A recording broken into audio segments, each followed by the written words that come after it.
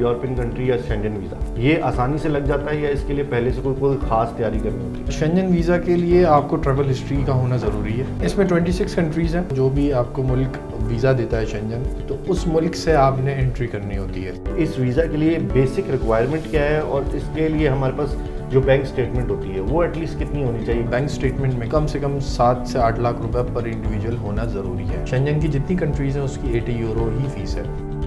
Hello अस्सलाम वालेकुम, मैं और आइल और आप देखें हमारी वेब। आज हमारे साथ मौजूद हैं बिलाल अनवर जलाल साहब, जो कि CEO हैं एजे एक्सप्रेस के, और आज हम उनसे पूछेंगे कि शेंजन वीज़ा या यूरोपियन कंट्रीज़ का वीज़ा हम किस तरह से आसानी से लगवा सकते हैं और कितने चांसेस होते हैं ये वीज़ा आपको मिल जाए, क्या क्या रिक्वायरमेंट्स होती हैं। तमाम डिटेल्स आज की वीडियो में आपको मिलने वाली है, तो आप वीडियो पूरी ज़रूर देखिएगा। बिलाल अनवर जलाल साहब को वेलकम करते हैं। अस्सलाम सर, कैसे हैं? वालेकुम अस्सलाम रहमतुल्लाहि व बरकातुहू। अच्छा बिलाल साहब, सबसे पहले तो सवाल मैं आपसे करूँगा, यूरोपियन कंट्री या शेंजन वीज़ा ये आसानी से लग जाता है या इसके लिए पहले से कोई ख़ास तैयारी करनी होती है? देखें, शेंजन वीज़ा के लिए आपको ट्रैवल हिस्ट्री का होना ज़रूरी है और उसमें कुछ 4 से 6 वीज़ाज़ आपके लगे हुए होने चाहिए, जिसमें कोई फार ईस्ट के कंट्रीज़ यानी मलेशिया, थाईलैंड, सिंगापुर, आप इसके ऊपर ये तैयारी कर लें और उसके बाद फिर उसकी बेस के ऊपर आप टूरिस्ट वीज़ा अप्लाई कर सकते हैं। अच्छा, क्या जो ये शेंजन वीज़ा होता है ये हमें यूरोपियन कंट्रीज़ की तमाम कंट्रीज़ में जाने की इजाज़त है, जैसे मेरे ख्याल 26, 27, 28 कंट्रीज़ हैं, और या फिर कि जो जहाँ का आपको वीज़ा मिला है सिर्फ उधर वहीं जा सकते हैं? देखें, इसमें 26 कंट्रीज़ हैं और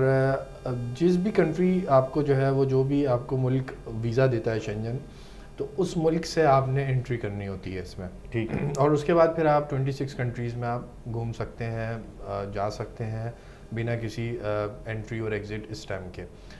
और उसके बाद जब आप वहाँ से एग्ज़िट करते हैं तो वो आप किसी भी स्टेट से, किसी भी शेंजन स्टेट से आप वहाँ से एग्ज़िट कर सकते हैं। यानी कि फॉर एग्जांपल मैं गया स्पेन हूँ लेकिन मैं फ्रांस से वापस आ सकता हूँ? जी जी, बिल्कुल ऐसे ही है, आप किसी भी कंट्री से वहाँ से वापस आ सकते हैं। ठीक है। अच्छा, अब ये मुझे बताइए कि जब ये शेंजन वीज़ा या यूरोपियन कंट्री का वीज़ा हमें चाहिए, तो इस वीज़ा के लिए बेसिक रिक्वायरमेंट क्या है और इसके लिए हमारे पास जो बैंक स्टेटमेंट होती है वो एटलीस्ट कितनी होनी चाहिए? कम से कम अंदाज़न इतनी हो तो हमारे वीज़ा के चांसेस ज़्यादा हो जाए। बैंक स्टेटमेंट में कम से कम आपके, अगर इंडिविजुअल के हिसाब से अगर आप देखा जाए तो कम से कम 7 से 8 लाख रुपए पर इंडिविजुअल होना ज़रूरी है। अगर फैमिली जा रही है और हस्बैंड वाइफ हैं और बच्चे हैं, तो हस्बैंड वाइफ के हिसाब से उसमें होना चाहिए 7 to 8 लाख रुपीज़ जो है वो बैलेंस होने चाहिए एक आदमी के हिसाब से, यानी कि फैमिली के लिए 15 से 20 लाख रुपए होने चाहिए।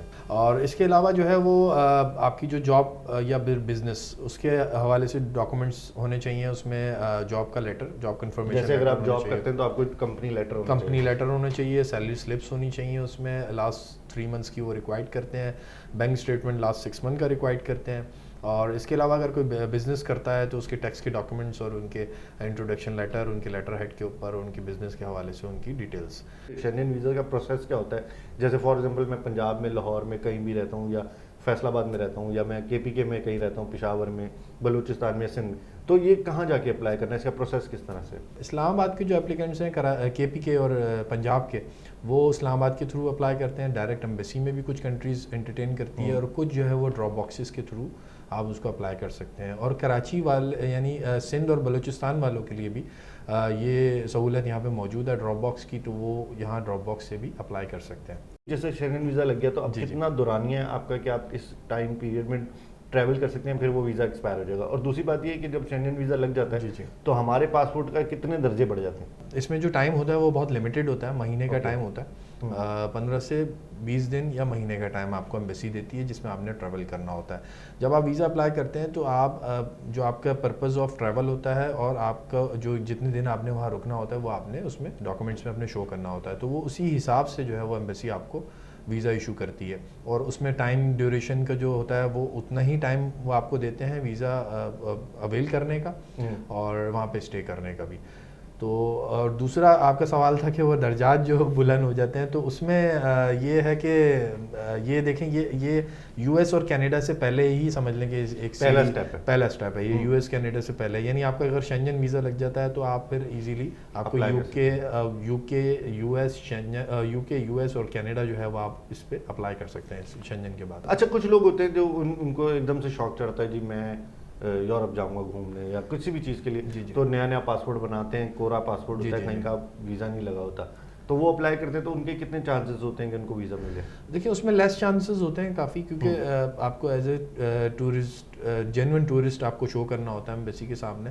तो उसमें ये होता है कि आप पहले अपने करीबी जो ममालिक हैं उनको आप पहले ट्रैवल हिस्ट्री बनाएं, फिर उसके बाद जो है वहाँ का अप्लाई करें। दूसरा उसमें तरीका एक ये भी हो सकता है कि आप वहाँ से स्पॉन्सरशिप या इन्विटेशन मंगा लें, तो खाली पासपोर्ट पे भी उसमें चांसेस होते हैं कि आपको वीज़ा मिल जाता है।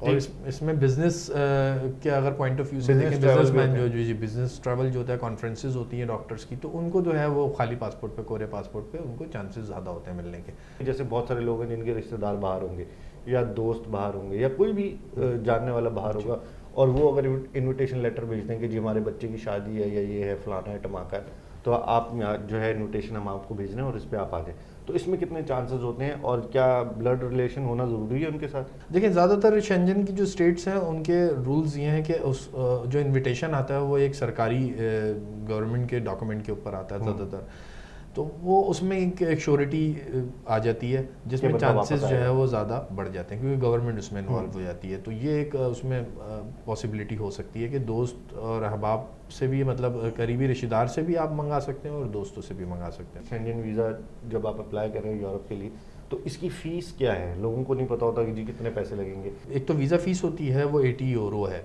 तो वो कन्वर्जन के हिसाब से वो उसको चार्ज कर रही होती है हर एम्बेसी। शेंजन की जितनी कंट्रीज़ हैं उसकी 80 यूरो ही फ़ीस है।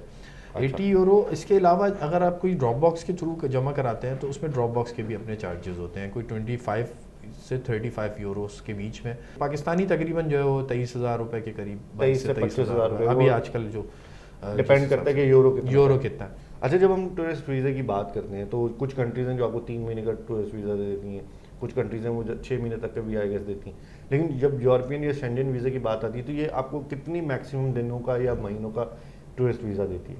देखें ये दो तरीके के वीज़ाज़ होते हैं, इनके टूरिस्ट वीज़ा और एक विजिट वीज़ा होता है। विजिट वीज़ा में आप अपने रिलेटिव से मिल सकते हैं, और विजिट वीज़ा का जो दौरानिया होता है वो 90 दिन से ज़्यादा नहीं हो सकता, यानी 3 महीने। शॉर्ट स्टे वीज़ा जिसको जो कहते हैं जिसको। और जो टूरिस्ट वीज़ा होता है वो देखें कोई भी शख्स, कोई भी फैमिली जो है वो घूमना फिरना बस 15 से 20 दिन या 30 दिन मैक्सिमम जो है वो घूमना फिरने के लिए उनको इनफ होते हैं। तो ये इस साइट पे अगर आप चले जाएं तो इतने 15 से 20 दिन या मैक्सिमम 30 डेज आपको टूरिस्ट वीज़ा पे मिल जाता है। अच्छा, एक इम्पॉर्टेंट चीज़ है कि जैसे आपने शेंजन वीज़ा अप्लाई करना, तो उससे पहले क्या आपको कोई प्लान देना पड़ता है कि मैं यहाँ जा रहा हूँ, यहाँ इतने दिन रहूँगा, अकोमोडेशन शो करनी पड़ती है? देखिए यहाँ पे जब आप वीज़ा अप्लाई करते हैं किसी भी शेंजन कंट्री से, तो उसका रिक्वायरमेंट्स जो है वो सेम है सबकी तकरीबन। तो उसमें सबसे जो बेसिक चीज़ है वो है आपके होटल बुकिंग्स, आपका अकोमोडेशन, वहाँ पे आप कहाँ पे रुकेंगे, क्या आपका प्लान है, कितने दिन कहाँ रुकेंगे, तो वो आपको प्लान एक शो करना होता है एम्बेसी के सामने, जिसमें रिजर्वेशंस जाती हैं आपके होटल्स की, और आपकी आइटनरी जो रिजर्वेशन होती है वो भी ज़रूरी होती है उसमें। और तीसरी सबसे इंपॉर्टेंट चीज़ वो इंश्योरेंस होती है, जो कि विद 30,000 यूरो की कवरेज जिसकी होनी चाहिए, जो जिसका प्रीमियम यानी कि जिसका जो खर्चा आता है जिस नॉर्मली इंश्योरेंस का, वो 3,000 से 6,000 रुपये के बीच में।